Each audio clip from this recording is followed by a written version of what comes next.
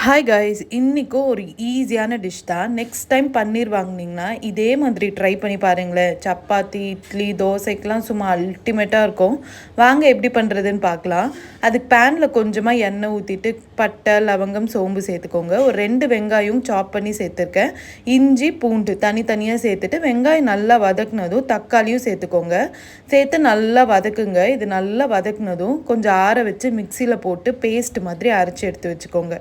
அதே பேனில் கொஞ்சமாக எண்ணெய் ஊற்றி நம்ம அரைச்சி வச்சுருந்தா அந்த பேஸ்ட்டையும் சேர்த்து நல்லா மிக்ஸ் பண்ணி தேவையான அளவுக்கு கொஞ்சமாக தண்ணி ஊற்றிக்கோங்க.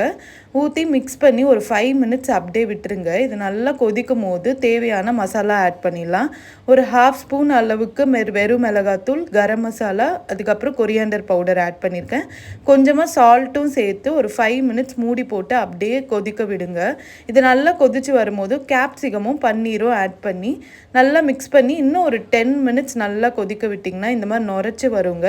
அப்போது கொஞ்சமாக கஸ்தூரி மேத்தி ஆட் பண்ணிக்கோங்க. கொதிக்கும் போதே சேர்த்தா இதோட ஃப்ளேவரே வேறு மாதிரி இருக்கும்.